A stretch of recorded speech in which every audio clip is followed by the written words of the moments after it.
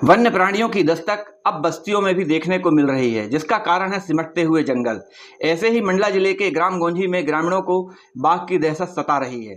गोंझी में किसी हिंसक वन्य प्राणी ने 3 गायों को अपना शिकार बनाया, जिसके बाद वन विभाग की टीम को खबर की गई। वन विभाग की टीम ने शिकारी किए गए जानवरों के अवशेषों को देखा।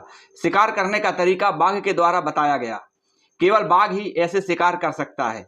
गोंझी ग्राम में एक बाघ ने कृषकों की 3 गायों को अपना शिकार बनाया है। मौके स्थल पर पहुंचा वन अमला ने पंचनामा बनाया और बताया कि उक्त घटना को देखकर ये निश्चित हो गया है कि बाघ ने ही गायों का शिकार किया है। वहीं वन विभाग ने ग्रामीणों को सतर्कता बरतने के लिए कहा है। ग्रामीणों का कहना है कि प्रतिदिन की तरह समीपी वन क्षेत्र भीमा नाला के आसपास चरवाहा अपने मवेशियों को चराने ले गया था।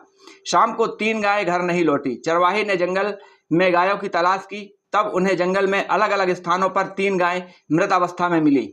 संदेह के आधार पर बताया गया कि तीनों ही गायों को किसी जंगली जानवर ने अपना निवाला बनाया है।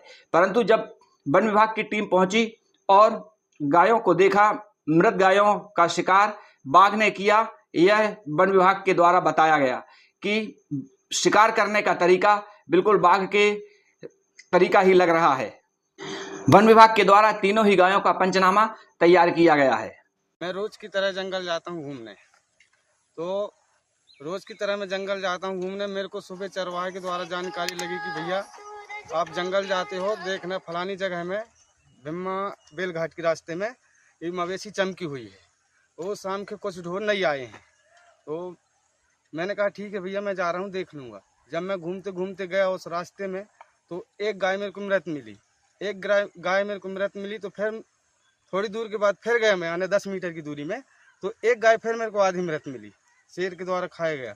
और फिर 20 से 30 मीटर की दूरी में फिर गया तो तीसरी गाय भी मृत मिली। उस गाय को ज़्यादा से ज़्यादा वो एक पाव ही हिस्सा खा पाया था, बाकी गाय पूरी सेफ पड़ी रहे। फिर हम लोग वहीं से, मेरे पास मोबाइल भी रहता है, मैंने गाँव में फ़ोन लगाया कि भैया ये फलानी गाय है, आपकी गाय को शेर के द्वारा खा गया है। और फिर लखन को भी फ़ोन लगाया कि भैया आपकी गाय का भी पूरा खा गया, सिर्फ शेर भर बचा है।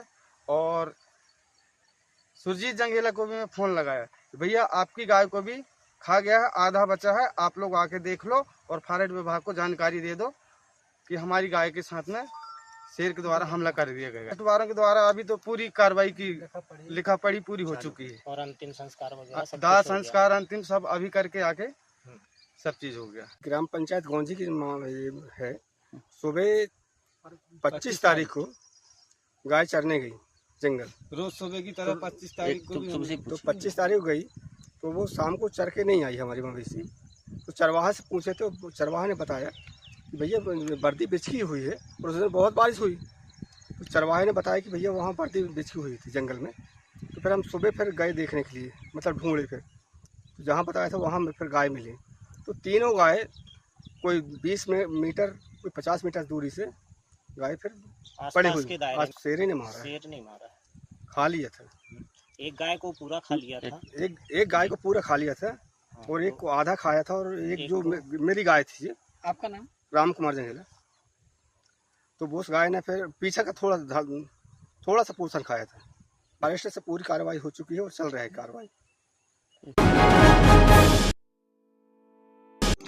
अंतर्राष्ट्रीय बाघ दिवस 3 दिवसीय अभियान के अंतर्गत उत्कृष्ट विद्यालय के छात्रावास के सभा कक्ष में मानव एवं बाघ के संबंध में डॉक्टर संदीप अग्रवाल, वन्य जीव विशेषज्ञ, राष्ट्रीय उद्यान कान्हा के द्वारा विद्यार्थियों को कान्हा विभाग के द्वारा अपने 24 वर्षों के वन्य जीवों के लिए दिए गए योगदान का अनुभव डॉक्टर अग्रवाल एवं वन्य प्राणी पशु विशेषज्ञ ने बताया कि जंगल व बाघ इस जिले की धरोहर हैं, जिसे देखने के लिए पूरी दुनिया के 2 लाख पर्यटक आकर यहाँ का नैसर्गिक व रमणीय स्थल को देखकर विशेष रूप से बाघ को देखकर आनंदित होते हैं।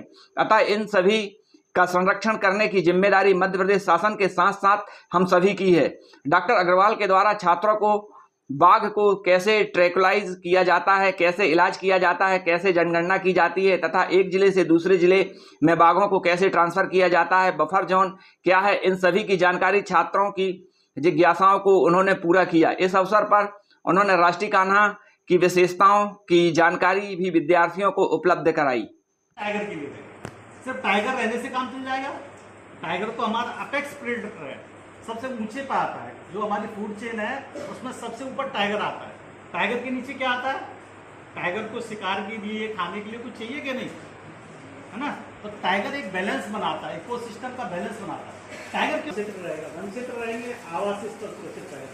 आवासीय स्तर सुरक्षित रहेंगे तो उसमें जो दूसरे जो अंगुलेट्स हैं, दूसरे जो अंगुलेट्स मतलब जो ऐसे जो है 2 खुर वाले जीव, जिसमें हिरन की प्रजातियाँ आती हैं, बाइसन प्रजातियाँ आती हैं, वाइल्ड पिग्स आते हैं, तो उसका जो प्रेवेश बोलते हैं वो भी सुरक्षित रहेगा। प्रेवेश एनवायरमेंट की जरूरी है ना। आवेदक ददनू गौड़ सालीवाड़ा माल दलदली नैनपुर ने कलेक्टर को आवेदन देते हुए बताया कि जिस भूमि में वह वर्षों से काबिज है, जहां उनका घर है, घर के बाजू से ही भूमि है, वहां गौशाला है। गणेश नंदा द्वारा उक्त भूमि पर जबरदस्ती कब्जा करके मकान बना रहा है, जिसकी जानकारी पंचायत को दी गई, परंतु कोई कार्रवाई नहीं हुई है। उनके आने जाने का मार्ग भी बंद कर दिया गया है। अतः आवेदक ने कलेक्टर को आवेदन दिया है और कार्रवाई की मांग की है।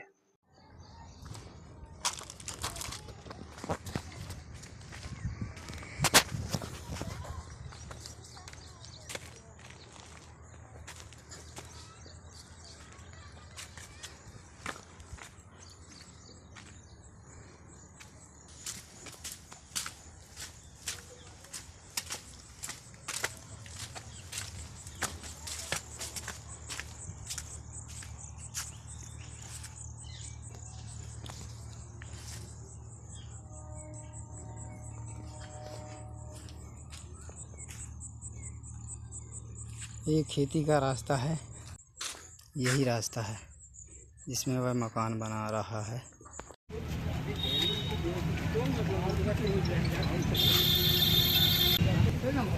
हमारी पहले वाला पटेल करके। अच्छा, वो ने पटवारी ने भी सरकारी जमीन उनको दे दिया है जिसमें तुम काबिज थे, और वो मकान लगातार बना रहा है। जी बना रहा है। हम लड़ाई करते जा रहे हैं कि यहाँ से हमारा कब्जा है, मत बनाओ, लेकिन वो क्या है, सिर्फ हम वो बोल रहा है कि तुम हमारी जगह में हम रजिस्ट्रेशन करा लिए हैं। हाँ। इसी धोखाधड़ी से वो करा लिया है और हाँ। मकान दे दिया है। अच्छा। वो हम बोल रहे हैं कि हमारी भी इतनी रजिस्ट्री पटवारी के अभिलेख में है।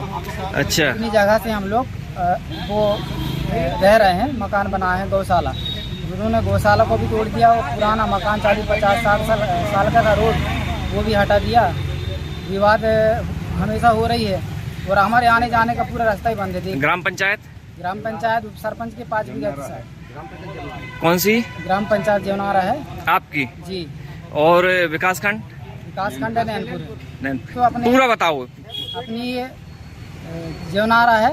हाँ। लेकिन अपना गांव बोले तो कॉलोनी में, दलदली सालीवाड़ा कॉलोनी में। इस कॉलोनी में। तुम्हारा नाम? संजय उइके। अब मकान किसके नाम पे था? मकान अपने ददनू फगनू के नाम है, 2-3 भाई हैं। अच्छा। उनके बच्चों के लिए भी आजू बाजू मकान बना दिया गया है। अच्छा। 4 मकान 5 मकान कुल मिला के हो रहे हैं। वहाँ आने जाने का कुछ रास्ता पूरा बंद कर दिए। ठीक। थाने वाले क्या बोलते हैं? थाने वाले बोल रहे हैं कि हम तुम्हारा आवेदन तो नहीं लगा सकते, मारपीट वाला होगा तो लगा सकते हैं। बोले घर की समस्या है, राजस्व दी। विश्व बाघ दिवस के अवसर पर महर्षि विद्या मंदिर में कार्यक्रम का आयोजन किया गया, जहां राष्ट्रीय उद्यान कान्हा के deputy director buffer Amit KVIFS के द्वारा अपने विचार व्यक्त करते हुए विद्यालय के छात्रों को कैरियर से संबंधित अनेक जानकारी प्रदान की गई। इस अवसर पर निबंध, चित्रकला एवं भाषण प्रतियोगिता का आयोजन किया गया। उत्कृष्ट प्रदर्शन करने वाले विद्यार्थियों को पुरस्कृत भी किया गया। डॉक्टर उपेन्द्र शुक्ला, प्राचार्य महर्षि विद्या मंदिर, ने विद्यार्थियों को पर्यावरण संरक्षण एवं प्रकृति के संरक्षण में वृक्षों के योगदान का महत्व बताया है। प्राचार्य श्री शुक्ला ने बताया कि विद्यालय के द्वारा एक पौधा मां के नाम अभियान के तहत इस वर्ष 501 पौधे विद्यालय द्वारा रोपित किए जा रहे हैं, जिसमें विद्यार्थियों और विद्यालय स्टाफ शामिल है। पर्यावरण जानकार राजेश छत्री द्वारा विश्व बाघ दिवस के अवसर पर 3 दिवसीय कार्यक्रम का आयोजन अनेक विद्यालयों में इको क्लब के माध्यम से किया जा रहा है। I pledge to make all possible changes in my daily life to protect the environment.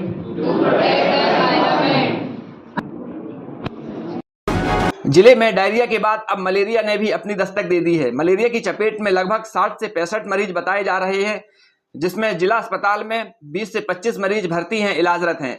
रोज ही मरीजों की संख्या बढ़ रही है। कैबिनेट मंत्री श्रीमती संपतिया उइके ने जिला अस्पताल का औचक निरीक्षण किया, मरीजों से बैठकर बातें की है। वहीं नर्सेस, डॉक्टर व वार्ड कर्मियों को आवश्यक दिशा निर्देश भी दिए हैं। उन्होंने बताया कि मेडिकल कॉलेज जबलपुर से विशेषज्ञ व मेडिकल टीम बुलाई गई है और टीम के माध्यम से लगातार जिन गांवों में मलेरिया के केस पाए जा रहे हैं उन गांवों में कैंप के माध्यम से दवा आदि का छिड़काव भी किया जा रहा है, दवा का वितरण भी किया जा रहा है।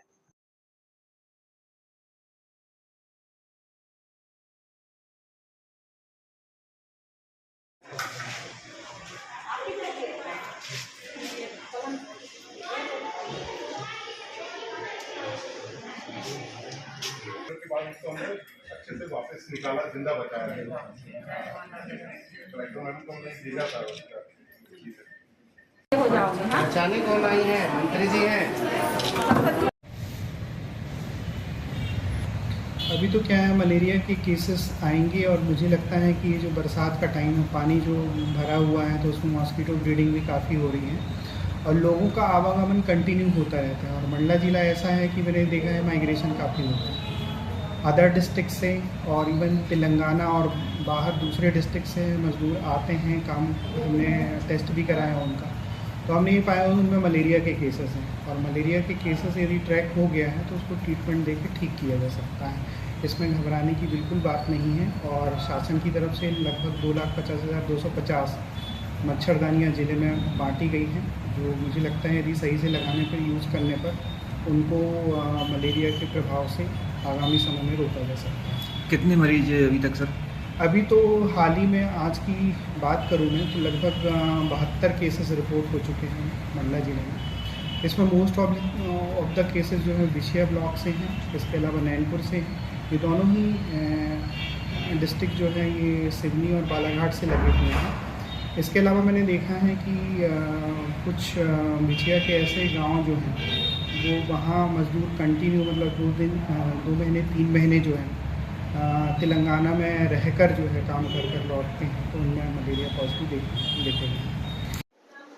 हम घुघरी के पास खमरिया के हैं और हमारे बड़े लड़का को मलेरिया है। 4-5 दिन हो गए, अभी कंट्रोल नहीं है। घुघरी अस्पताल में ले गया तो वहाँ कह रहे हैं खून टेस्ट में कि खून की कमी है तुमको, तो वहाँ से ले आया हम लोग मंडला। अब मंडला में मलेरिया बता रहे हैं। अब 3-4 दिन हो गए, अभी कंट्रोल नहीं है। ना हमारे यहाँ कोई मलेरिया के बारे में कोई कुछ बताने आते हैं, ना कुछ छिड़काव होता है घर में गांव में, ना कुछ नहीं। इस प्रकार से हम लोग अभी परेशान है मलेरिया से और बढ़ते जा रहा है मलेरिया। कई लोगों को हो सकता है, लड़का को हुआ है। अब हम 7-8 परिवार हैं तो हो सकता है सब को भी हो सकता है। कोई मलेरिया मच्छर ही काट सकता है हमारे परिवार में, घर के लोगों को। संग में सोए हैं उनके, रह रहे हैं और ध्यान कुछ नहीं दे रहे हैं हमारे इधर मलेरिया विभाग वाला को। जैसे कि अभी यहाँ पे जानकारी लगी कि मलेरिया भी बड़ी संख्या में यहाँ पे पेशेंट आ रहे हैं। 28 ऐसे हमारे ब्रेन के यहाँ पे मरीज अभी पाए गए। 28 लोग अभी एडमिट हैं और ऐसे में बड़ी संख्या में अभी से ऐसे मलेरिया वाले केस भी यहाँ पे आ रहे हैं, तो निश्चित ही चिंता का विषय है। उस पे भी मैं लगातार कलेक्टर से और संबंधित विभाग, स्वास्थ्य विभाग के अमले को हम लोगों ने बात किया है। उसके साथ साथ हमने बाहर से भी, जबलपुर मेडिकल से भी यहाँ पे टीम बुलाया है और टीम के माध्यम से भी लगातार जिन जिन गाँव में ये केस पाए जा रहे हैं उन गाँव में कैंप के माध्यम से उनको दवा छिड़काव के लिए, दवाई देने के लिए, इंजेक्शन के लिए, ऐसे सभी के लिए व्यवस्था बना रहे हैं। मंडला जिले में डायरिया का प्रकोप लगातार देखा जा रहा है। सबसे पहले ठरका ग्राम में डायरिया के मरीज निकले, इसके बाद घुघरी के देवहारा में भी मरीज निकले, इसके बाद अब माधोपुर में डायरिया के मरीज निकले, जहां माधोपुर में 3 लोगों की मौत डायरिया से हुई है। अब तक कुल 7 मौतें डायरिया से हो चुकी हैं। माधोपुर ग्राम में 70 से 80 लोग डायरिया से प्रभावित हैं। प्राथमिक स्वास्थ्य केंद्र में इन मरीजों को भर्ती किया गया, जहां 27 मरीजों को गंभीर हालत में जिला अस्पताल लाया गया। मरीजों का हाल जानने के लिए प्रदेश की कैबिनेट मंत्री श्रीमती संपतिया उइके जिला अस्पताल पहुंची, जहां उन्होंने मरीजों से बात की और उनके स्वास्थ्य के विषय में जाना। तो वहीं श्रीमती संपतिया उइके कैबिनेट मंत्री ने डॉक्टर व नर्सेस व स्टाफ को भी हिदायत दी है कि मरीजों के ठीक होने तक उन पर नजर रखी जाए, उनका लगातार इलाज किया जाए व दवा वितरित की जाए। वहीं देखा जा रहा है अब धीरे धीरे मरीज ठीक हो रहे हैं और छुट्टी लेकर घर भी जा रहे हैं।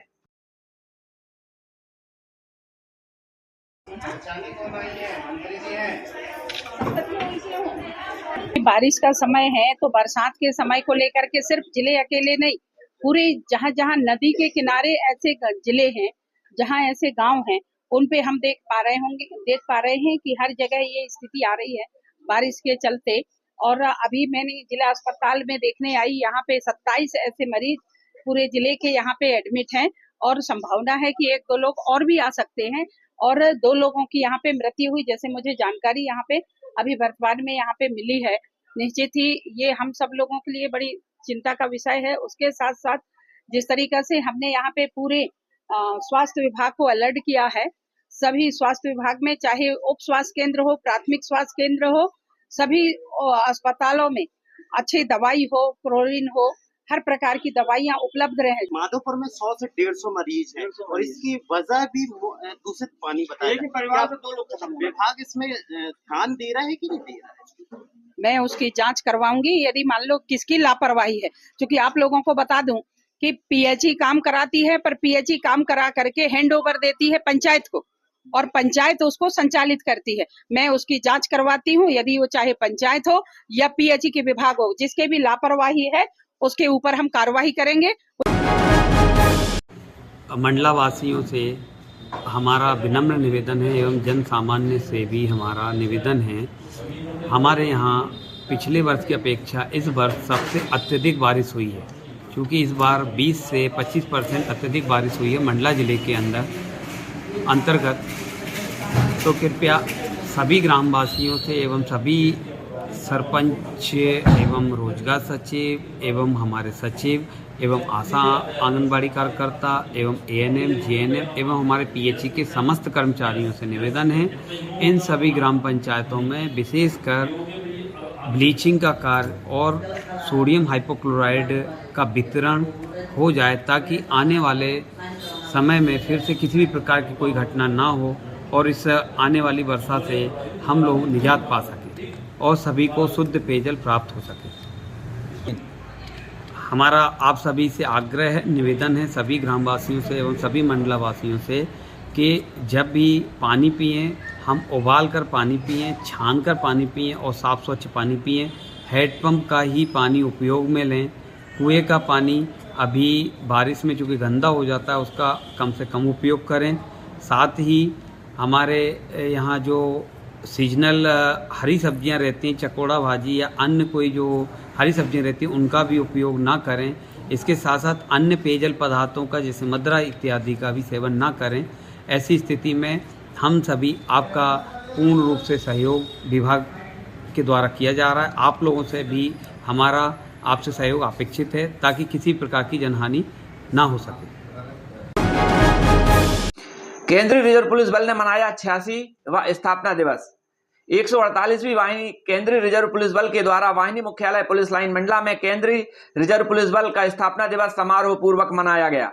केंद्रीय रिजर्व पुलिस बल की स्थापना दिनांक 27/7/1939 को मध्य प्रदेश के नीमच के क्राउन रिप्रेजेंटेटिव पुलिस के रूम में हुई थी तथा स्वतंत्रता के पश्चात इसका नाम केंद्रीय रिजर्व पुलिस बल कर दिया गया। इस अवसर पर श्री विक्रांत सारंगपाणी कमांडेंट एवं अन्य अधिकारियों द्वारा बल के शहीदों को श्रद्धांजलि अर्पित की गई एवं जवानों को आज के दिवस में महत्व के बारे में भी बताया गया। जवानों को मिष्ठान वितरित किया गया। इस अवसर पर सैनिक सम्मेलन, वृक्षारोपण कार्यक्रम, खेल कूद प्रतियोगिता तथा बड़ा खाना का आयोजन किया गया। केंद्रीय रिजर्व पुलिस बल की स्थापना दिनांक 27 जुलाई 1939 को नीमच मध्य प्रदेश में क्राउन रिप्रेजेंटेटिव पुलिस के रूप में हुई थी। देश की आजादी के बाद संसद के अधिनियम द्वारा दिनांक 28 दिसंबर 1949 को बल का पुनः नामकरण केंद्रीय रिजर्व पुलिस बल के रूप में किया गया था तथा 19 मार्च 1950 को भारत के तत्कालीन गृह मंत्री सरदार वल्लभ भाई पटेल द्वारा बल को कलश प्रदान किया गया। श्रीमान 3 राजपत्रित अधिकारी, 23 अधीनस्थ अधिकारी, 47 सैन्य सैनिक, कुल 73 स्थापना दिवस परेड में हाजिर रहे। श्रीमान जय श्रीमान।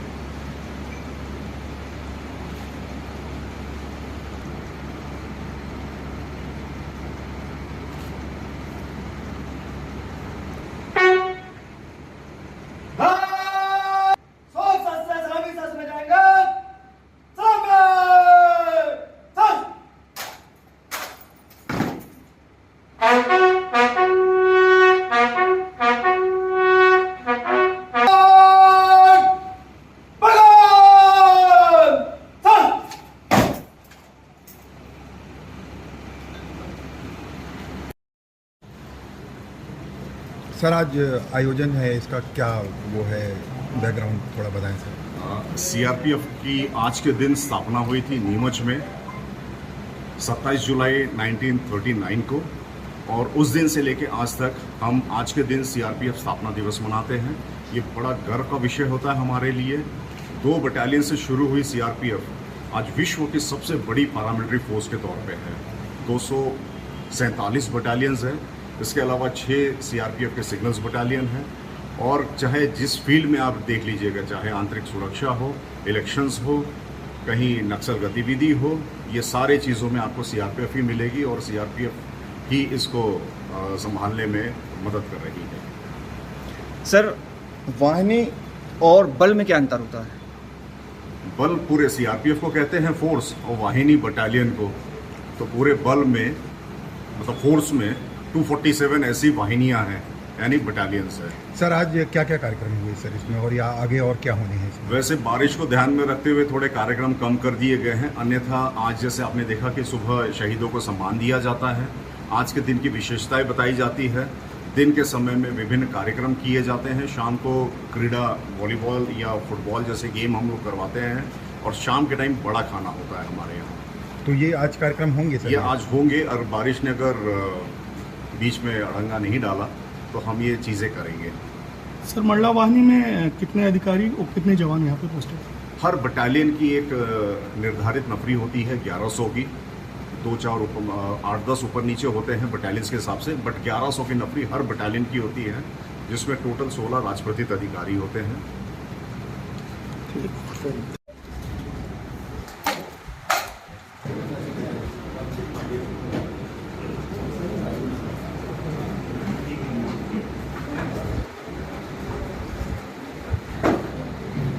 27 जुलाई को केंद्रीय रिजर्व पुलिस बल स्थापना दिवस के रूप में मनाया जाता है। शुरुआत में बल की केवल 2 बटालियन तैनात की गई थी। देश में बढ़ती हुई नक्सल आतंकवादी घटनाओं, देश की शांति स्थापित करने तथा देश में निष्पक्ष व शांतिपूर्वक चुनाव संपन्न कराने की जिम्मेदारियों में बल की कार्यकुशलता व प्रतिबद्धता को देखते हुए प्रतिदिन केंद्रीय रिजर्व पुलिस बल की मांग बढ़ती गई। वर्तमान में यह बल 4 जोन, 25 प्रशासनिक सेक्टर, 2 परिचालनिक सेक्टर, 39 प्रशासनिक रेंज, 17 परिचालनिक रेंज, 43 ग्रुप केंद्र, 22 प्रशिक्षण संस्थान, 21 संयुक्त अस्पताल, 3 केंद्रीय हथियार भंडार, 7 सिग्नल बटालियन, 16 द्रुत कार्य बल बटालियन, 10 कोबरा बटालियन, 6 महिला बटालियन तथा 211 सामान्य बटालियन, कुल 247 बटालियन के साथ विश्व का सबसे बड़ा अर्धसैनिक बल हो गया है। केंद्रीय रिजर्व पुलिस बल ने कई यूएन मिशन भी भेजे हैं, जैसे Kosovo, Haiti, south Sudan, Liberia इत्यादि में अपना परचम लहराया है। इस महान बल का सदस्य होने के नाते ये हमारा नैतिक कर्तव्य है कि हम देश एवं बल के गौरव, आन बान और शान को बनाए रखने के लिए तथा अपने कर्तव्यों का निर्वहन निष्ठापूर्वक करने को सदैव तत्पर रहे। इस अवसर पर हम सभी स्वयं अपने मन में यह संकल्प ले कि हमें अपने देश व बल की गरिमा को अक्षुण्ण रखेंगे। अंत में एक बार पुनः आप सभी को केंद्रीय रिजर्व पुलिस बल के 86वें स्थापना दिवस की शुभकामनाएं देता हूं। जय हिंद। जनपद पंचायत घुघरी के ग्राम पंचायत सिंघनपुरी के ग्राम अहमदपुर के वार्ड नंबर 13 एक वीडियो सामने आया जहां पूरे गांव में पानी भरा गया था। समुदाय स्वास्थ्य केंद्र अहमदपुर में भी पानी पूरा भर गया। यहां बने उप स्वास्थ्य केंद्र के साथ घरों में 3 से 5 फीट तक पानी भर गया। बता दें कि बीते करीब 1 सप्ताह से लगातार बारिश हो रही है, जिसके चलते जनजीवन बुरी तरह से प्रभावित है। लोगों को रोजाना के काम प्रभावित हो रहे हैं। स्थानीय रहवासियों ने सर्वे के साथ मुआवजा की भी मांग की है। लापरवाही की दूसरी तस्वीर देखने को मिली मंडला के नजदीक रामपुर भपसा टोला ग्राम, जहां मुख्य मार्ग से जुड़ने वाला नाला, यह नाला उफान में था, जहां ग्रामीण इसे लापरवाही पूर्वक पार कर रहे थे। ऐसा कोई जिम्मेदार नहीं था जो इन्हें रोक पाता। जरा सी चूक होती तो जान पर बन आती। अक्सर ऐसा देखने को मिलता है। यह नाला उफान में होता है और ग्रामीण इसे पार करते हैं। वहीं लापरवाही की तीसरी तस्वीर सहजधारा में देखने को मिली, जहां पर पानी भरा हुआ है और लोग सहजधारा में बनी सड़क को पार कर रहे हैं। जबकि यह सबको मालूम है कि सहजधारा में अथाह गहराई है। जरा सी चूक हुई और जान चली गई, परंतु लोग मानते नहीं है और इस तरह से वे लापरवाही पूर्वक नाला को पार कर रहे हैं, सड़क पार कर रहे हैं। दूर भी होगा, दूर भी होगा, जूम से होगा।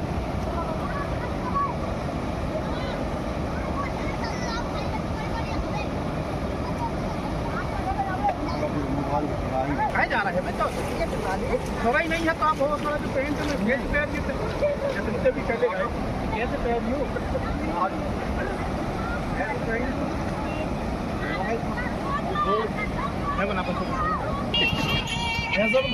भाई कहाँ से आ रहा हो? काम से आ रही भैया भाई कहाँ से आ रहा हो? काम में कहाँ गए थे आप लोग? तो रोज आना जाना यही से करते हो आप लोग? क्या चाहते हो आप लोग? ये रोड हमको जो भैया के आने जाने में हमको दिक्कत हो रही है। जाओ रे, और जाने रे।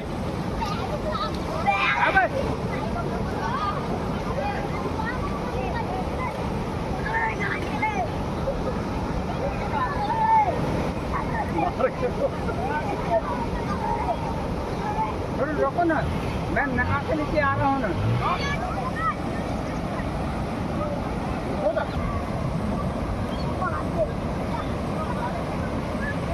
कपड़ा पड़ा उठा रही है।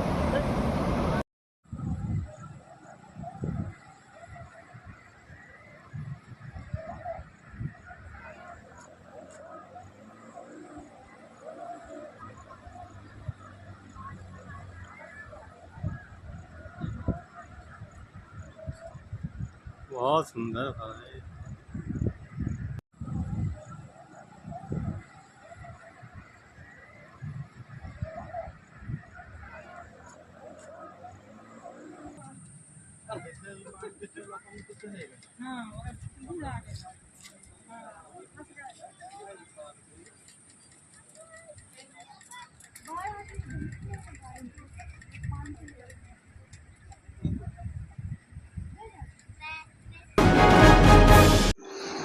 कुंभकार समाज द्वारा सम्मान समारोह का आयोजन किया गया। जिला चक्रवर्ती कुंभकार संघ मंडला के द्वारा नैनपुर इकाई के सहयोग से रेलवे सामुदायिक भवन नैनपुर में कुंभकार समाज के आराध्य ब्रह्मा जी के मानस पुत्र भगवान राजा दक्ष प्रजापति जी के जन्मोत्सव के अवसर पर प्रतिभा सम्मान समारोह, सांस्कृतिक कार्यक्रम, सामाजिक सम्मेलन और शोभा यात्रा का आयोजन किया गया।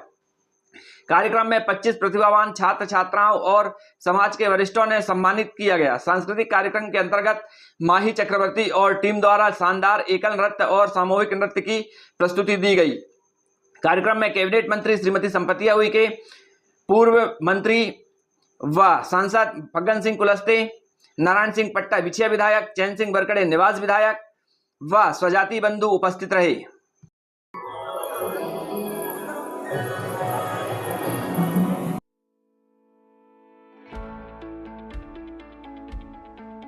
सावधान रहें, सुरक्षित रहे, ध्यान दे। लोक स्वास्थ्य यांत्रिकी विभाग आप सभी से विनम्र निवेदन करता है। सरपंच सचिव रोजगार सहायक एवं आप सभी मंडला शहरी व समस्त ग्रामवासी जनवरी H2SYL PHE कार्यालय से प्राप्त करें। पेयजल स्रोत का परीक्षण करें। उपरोक्त विधि से आप स्वयं पानी की जांच कर सकते हैं। उल्टी, दस्त, डायरिया केवल दूषित पानी से नहीं होता। यह दूषित भोजन जैसे बासी भोजन वे खाद्य जो बारिश व नमी व उमस वाले मौसम में नहीं करना चाहिए। जैसे चकोड़ा भाजी, दूषित मशरूम, बासी ब्रेड, रोटी, ऐसा कोई भी भोजन न करे जो दूषित हो या बारिश उमस में करने से डॉक्टर मना करे। बारिश में मछली न खाएं, यह मछली का प्रजनन काल होता है। जलीय जंतु बारिश में न खाएं। पानी को उबाल कर पिए। क्लोरीन का उपयोग करे। झिरिया, पोखर, नाले का पानी न पिए। नदी एवं कुआं के पानी को अच्छी तरह से उबाले, क्लोरीन की गोली डाले। हैंडपंप का ही पानी पिएं। हैंडपंप के आसपास व पानी के स्रोतों को साफ रखें। सावधान रहें, सुरक्षित रहे। कार्यपालन यंत्री, लोक स्वास्थ्य यांत्रिकी विभाग, मंडला।